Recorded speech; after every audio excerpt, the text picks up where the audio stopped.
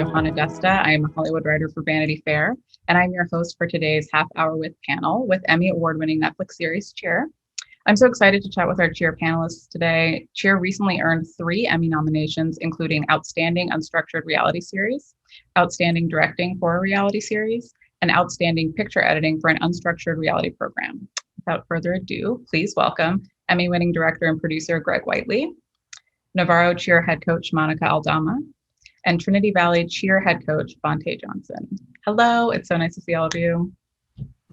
Hello. Yeah, how's everyone doing today?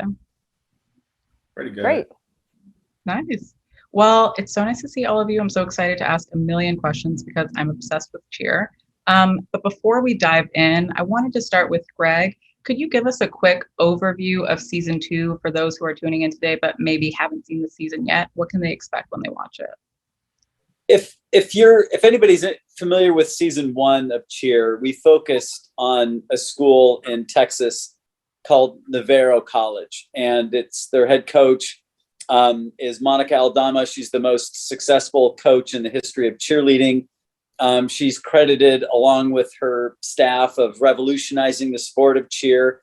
And I think we spend a lot of time in season 1, not just telling you the history of that school and the history of Monica as a coach, but sort of explaining to a worldwide audience what competitive cheerleading is. I think most people, when prior to the series of the show, when you described what cheer was, you would immediately think of sort of girl next doors that would sit on the sideline of largely male-dominated sports and support them with supportive affirmations and a small degree of stunts and artistry. The sport of competitive cheer is anything but. And as we discovered in our first season of shooting, they're the toughest athletes that I've ever filmed. In the second season of Cheer, we introduce a second school. So we continue to focus on Monica and the cheerleaders at Navarro, but we also are able to shine a light on their rival, their chief rival, their arch nemesis, which happens to exist just a few miles down the road in Texas. So arguably the 2 greatest cheer schools in the history of cheerleading are separated by just a few miles in a small sliver of East Texas. And so we introduce you to their head coach, Vontae, who is newer to the head coaching ranks, especially when you compare him to Monica, who had been doing it for years and years and years. And so we spend some time bouncing between those 2 teams, those 2 schools, and juxtaposing those 2 as they both prepare to compete at the end of the year competition, the only competition that a collegiate cheer team participates in, and that's at Daytona, the Daytona Championships. Did I cover that right? Did I get it? Absolutely. It makes me want to turn on Netflix right now and watch it again. I'll tune off now. You can ask the real experts. Great. No, that's incredible. But just on that note, let's actually take a look at the trailer for season 2 of Cheer. And your junior college national champions, Navarro College! Since the show came out, there was just so much craziness. We don't see each other as celebrity. I'm not gonna worship nobody. So I'm not gonna make nobody feel like they have to worship me. No matter how much I call myself the queen. I'm here to cheer for Monica. Growing up, we moved from house to house. I don't know where I'm sleeping tonight, but I know tomorrow at 6 o'clock I'm going to cheerleading practice. It's definitely the hardest season I've ever had. One of the show's breakout stars is facing a 15-year sentence. I can't even process it right now. Everyone just felt lost.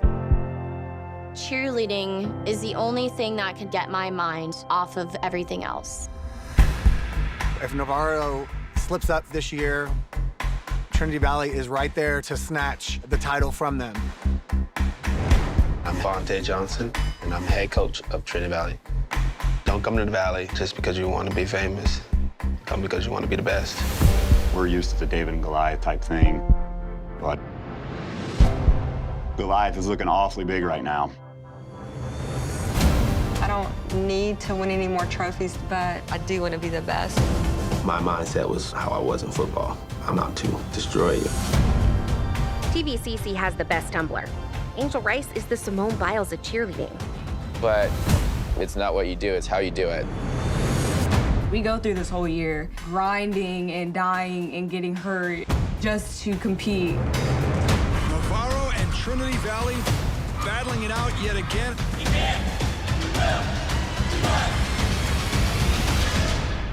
Man, it feels very special to watch the trailer with all three of you here right now. I feel like I'm getting a very special experience. Monica, what's it like seeing the trailer again and seeing all those memories coming back? Oh my goodness. Well, it's always emotional. I mean, I kind of teared up a little bit just watching that. And I know when I first watched season 2, I mean, the first 2 minutes were even hard to watch just because it brought back a flood of emotions. The past 2 years have been extremely difficult, very rewarding in some manners, but also some of the 2 hardest years I've ever had because of many things, including a pandemic. So it's always emotional. I mean, I watched season 1 again a while back, and I was like, wow, that was really good. And I think if I turned around and watched season 2 again, I would say the same thing, because watching it, you're in the moment and it's very emotional. So when you're able to step back and watch it again, you're able to appreciate the editing and all the incredible things that Greg and his team are able to do. But yeah, it's emotional watching any of that trailer included. Of course. Yeah. Vontae, how about for yourself? The same. It's very emotional to watch. To be able to just recall those moments throughout the year, you kind of you get to look at them. Oh man, I remember that. You guys don't really know what was going on in that moment. I was like, maybe I was screaming, maybe I wasn't. I don't know, but it's rewarding to show how far you've come. Trials and tribulations throughout the last couple of years and through those couple of years. So it was just a sense of melancholy just watching. That's what it is for me. Oh, okay. Yeah. Well, thank you both for sharing that. I mean, I have to imagine it is such a whirlwind to see moments from your life captured on screen in that way. But also obviously captured so well, captured so beautifully by Greg and your team. I want to dive into talking about the decision to go with a season 2, because obviously season 1 was so massively successful. Greg, talk to me about the choice to go ahead, film again, make a second season, and what you were interested in doing in terms of widening the scope of the show. Well, I think I had some of those misgivings that would come with doing a follow-up to what was a very successful season 1. And I think that Monica is an interesting enough person.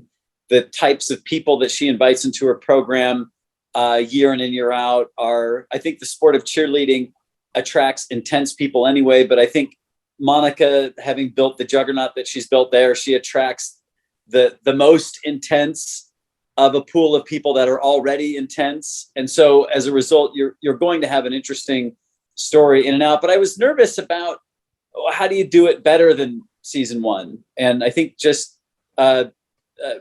being an artist, I want to find some things that are going to challenge me. I think I'm very much like Vontae and Monica here, that I think they're looking to top themselves year in and year out. I think that's why the sport of cheer continues to get more and more intense, more and more spectacular. It's just this energy. So we felt the same thing.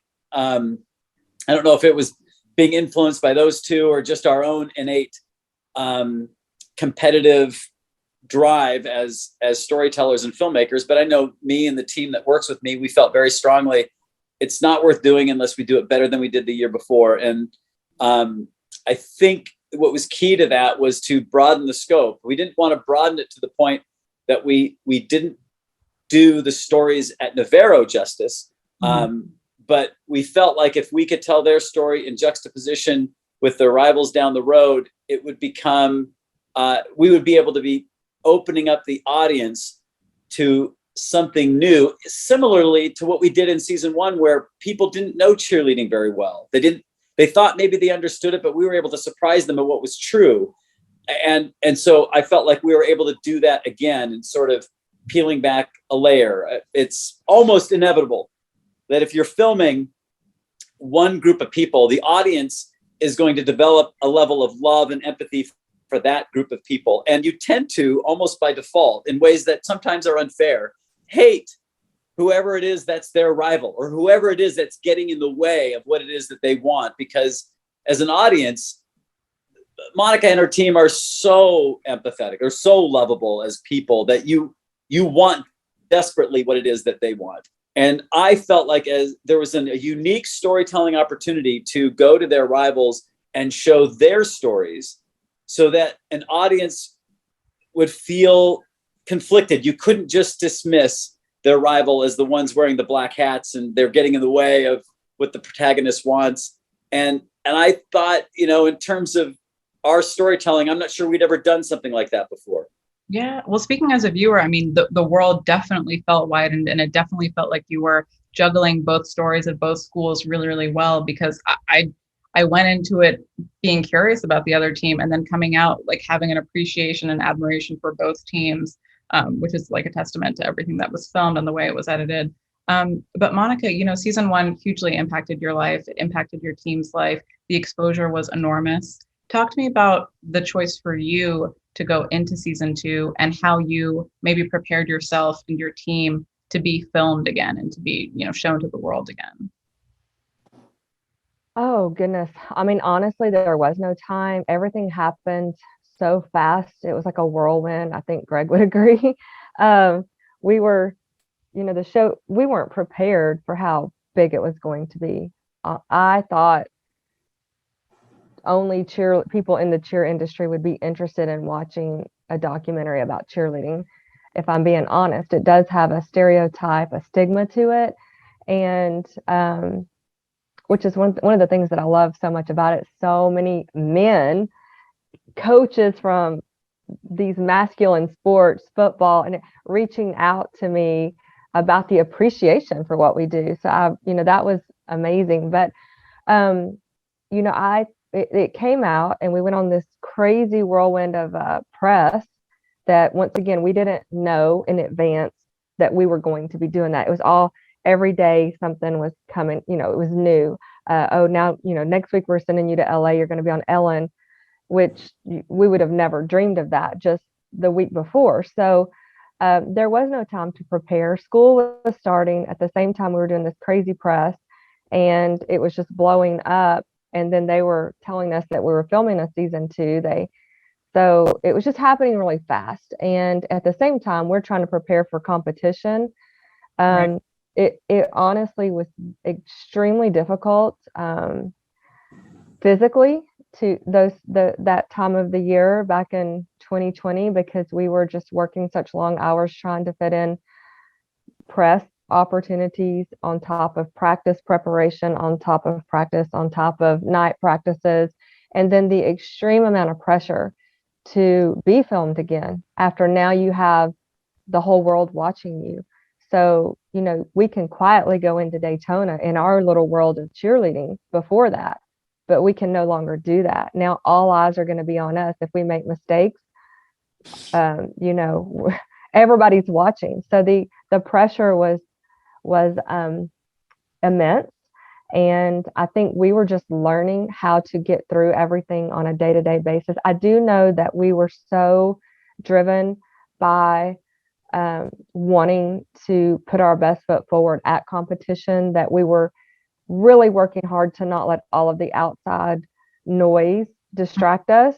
And so when we were in that gym, and we were focused. And but we took it day by day, because we honestly did not know from the next what would happen, what opportunity would come to us. But at all costs, we wanted to protect our practice time and our ability to prepare for competition. Yeah, absolutely. And I think that comes through in season 2, this balancing all of the exposure that came with season 1 while still focusing on, the sport at hand, which I think is like what draws so many people to the show, is like that tension. But Vontae, Greg mentioned you're the newcomer coming in. People might already have an attachment to Navarro, but obviously become attached to your team as well. Talk to me about the choice for you to be filmed for season 2? Was it an easy yes? And if so, what were you excited to show the world about your team? You're laughing. Was it not an easy yes? Tell me about that. Well, it's always different when you see someone excel at one thing and you don't want to, take from them, when it comes to, bringing in another team. So it was obviously for the schools an easy yes. So we said yes when it came to the second season. We got to watch Granite's work. We saw how great Monica and her team were through the first season. So of course we felt like that was something we would like to be a part of. So it was an easy yes for the school whenever they approached us about the second season. Yeah. Well, talk to me about how did you prepare yourself to be filmed? Did you know what you were going into? Like what for your team? Yeah. Talk about that. No, you do not know, So every day is completely different. You don't know what you're going to expect out of the kids in practice, because that's not something that you just prepare them for. Hey, you'll be filmed. Don't be perfect, and that's never going to be something that happens because they're young adults growing up as well. So you just you just go in with the right mindset and hope for the best, because there are some days where you're going to you're going to have to hurt some feelings, because that comes with them coming into themselves and learning how to be better athletes and better adults going through college, because they have a wild wind of emotions going on as well with them becoming young adults. But no, you don't prepare for such things. You just trust the ones that are guiding you. Greg and his team were great with being flies on the wall, allowing us to just be able to practice as if nothing was there, as if there's nobody filming us, there's nobody watching, there's nobody. So like the kids were able to get used to them being around, and it just became normal. So after your first couple of weeks, you don't remember that you're mic'd up. So sometimes you're like, hey, please don't use what I just said, but that comes with the process, So I just trusting the film crew and Greg and his team, and, they were also great. So it became easier after a while. Yeah, absolutely. Well, you touched on kind of the dynamic between, coach and athlete, and like that being the relationship first. And I have a question about that. But first, let's watch a clip that speaks to the family dynamic that the coaches have with their athletes. You're around these individuals so much. They become your brothers. Monica becomes your mother. People with complications or have grown up missing something with their parental figure or their mother figure. And when you come to Navarro, Monica fills that void. When you leave, that void is still there. And that's what keeps bringing everyone back. And although it was like hell, it was so hard on our bodies, on our minds, that I would go and do it all over again. The athletes that are here don't want to leave, and they come back so much because of that family atmosphere that we have. In cheer, you have to depend on everybody around you. Everybody must do their job to make the routine perfect. For me, it's gonna come hard on you if you're not doing your job. It's like, it gives me goosebumps just watching it, and again, just watching it with you guys. But one thing that I found so moving about that clip and about the show overall is that it really does feel like family. Like the coach and athlete relationship is so close. And I'm curious for both of you, it seems like it's hard to balance this idea of being like supportive, but also being successful and really pushing your athletes to the best of their ability, even when it's physically demanding. And I'm curious, you're both really successful coaches. What is the key to finding that balance? Is it a daily struggle? Monica, let's start with you. No, I mean, I think we both want the best for any athlete that comes through our program. We want to set them up for success. And we also want to be competitive and be our best in competition as well. And I think making sure you approach everything, with empathy, so that you can understand where they're coming from. You want to be tough on them and set high expectations, but that doesn't necessarily mean by disciplining them or yelling or anything like that. It more so means about caring about them and letting them know that you care about them, because they're going to want to produce amazing cheerleading for you if they know that you're invested in them, you know, in their success. And so I'm actually not really a yeller. I don't yell a lot. I, you know, definitely try to speak to any of my athletes the way that I would want to be spoken to, with respect. And so I don't think it's difficult to balance that, because, you know, I've got 2 children of my own, and I treat, you know, the athletes just like I would my own kids. I'm tough on them as far as wanting them to, you know, give 100% and wanting them to be successful and not take shortcuts or excuses and stuff like that. And those are the things I try to teach my own children.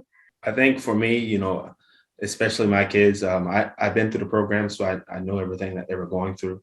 And I was recently an athlete, you know, being on cheer teams. So I still had kind of had a mindset of what they were feeling and how, you know, how it may affect them. So like Monica said, we want to show them love. We want to show them that we actually want them to succeed, not only, you know, like on the cheer mat, we want them to be successful in life, whatever that may be. So once they start to realize that, you know, they tend to work a little harder for you. They tend to give you that little extra push that, you know, some people tend to lack when it seems like you're just yelling or not yelling, or, you know, or you seem like you don't care. But once they realize how much you care about them as athletes, there's still going to be tough love sometimes, like you said, there's still going to be love sometimes, but they know that it's coming from the right place. Absolutely. Greg, you're the one capturing all of these dynamics, like as they're unfolding, but you also had the added pressure and difficulty of shooting during the pandemic, which we're still in, but at a different stage in the pandemic. And I remember when I interviewed you before season 2 came out, you talked about having to like shrink your crew down and just getting creative with how you were filming. Talk to me about the reality of shooting at that time and the challenges that it may have presented. So we had to stop midway through shooting season 2. We're filming, and just before these teams were about to go compete at Daytona was canceled. The pandemic was just in its very early stages, but you could feel the whole country beginning to shut down. And we made the very painful decision of shutting down as a film crew. And that left us in total limbo. I mean, there really was what do we do now with this footage? It's really difficult to edit together a story in which you are building up towards this penultimate event. And then that event is taken from you. What do you do with that? And we were given the opportunity graciously by Netflix to just sit on the footage. And when we were allowed to go back and film, we would do that. And we would just try as best we could to pick up with where that story left off, not knowing how that would work.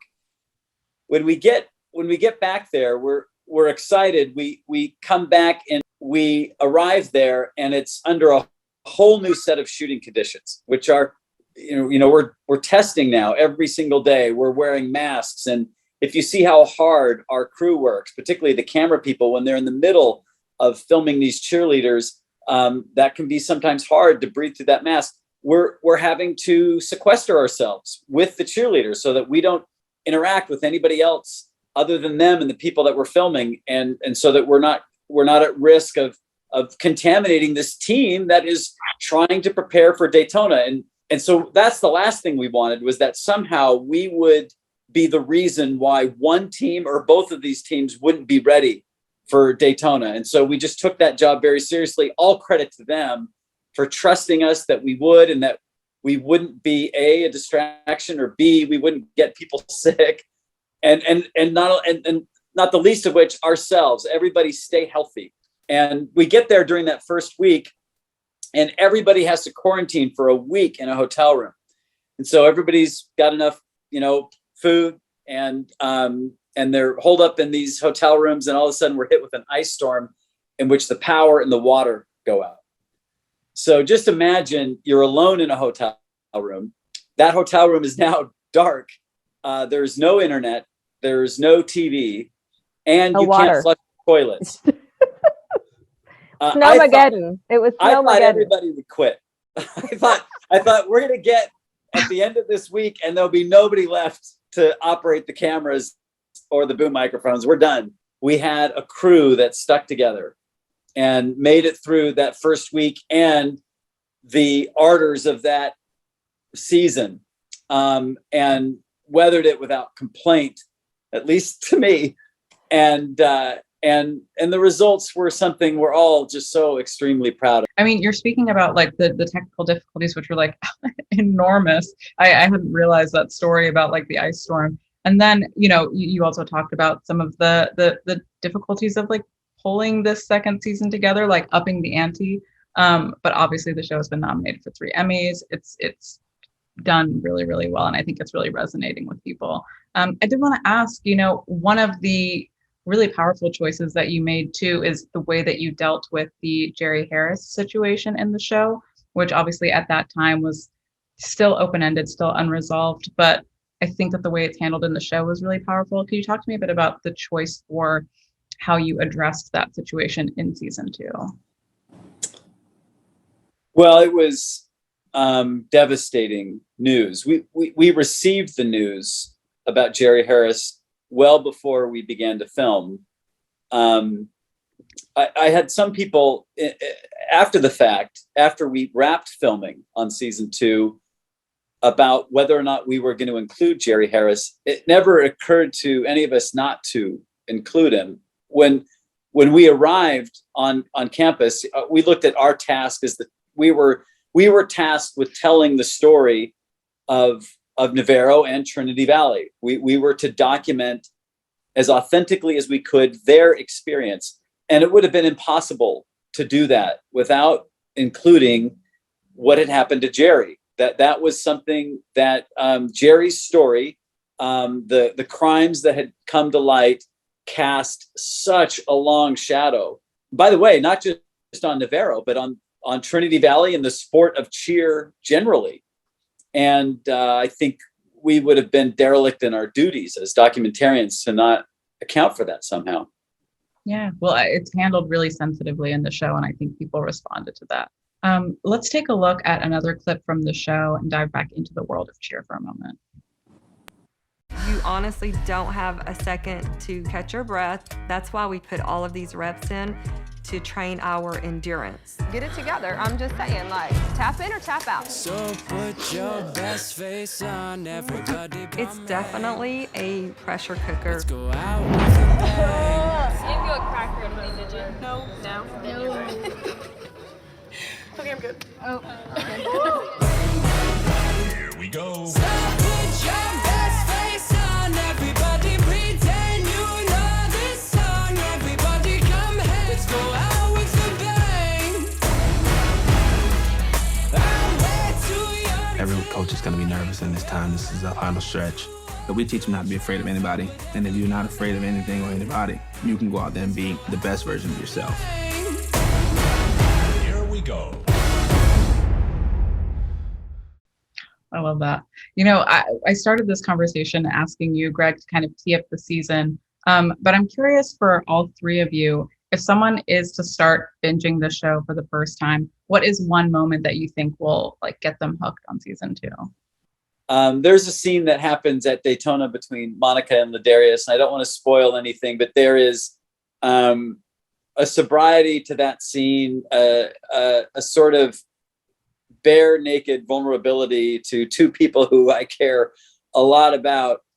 I think the amount of time that cheerleaders put into their sport is unique. I don't think football teams put in that same amount of time per practice as cheerleaders do. And the level of danger per hour of practice is unprecedented. And I think it creates bonds that are necessary. Like, unless you have a complete and total trust with this person that is going to toss you 20 feet, 30 feet in the air and catch you, you won't do it. And you won't have the confidence to go, what Monica says, all out, right? And so Vontae and Monica have created a culture at each of their schools in which everybody is held accountable. And these relationships as a result become so strong. They're so family-like because of the amount of time they spend together and because of the intense pressures they frequently feel just in practices, let alone competitions. Now, in doing that, relationships get complicated. And And nowhere is that more true than in Ladarius and in Monica's case. You just have two really intense personalities. And I think that scene in that hotel room is special. There's another scene. It happens between Vontae and Jada. And Jada is like, she has kind of an intensity to her that is very Michael Jordan-like. She's like a cold-blooded killer.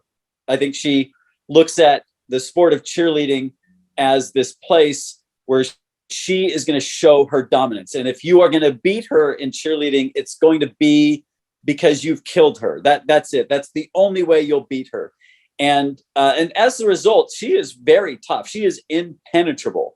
And when Vontae sits with her to discuss what are her next steps, and it becomes clear to Jada, maybe it's strange. I feel like she's starting to confront it for maybe the first time, that she's now going to move on from Trinity Valley, this place that has nurtured her and developed her as an athlete. And you see her completely become vulnerable in ways that I think she would only do with Vontae, because of who he means to her in her development.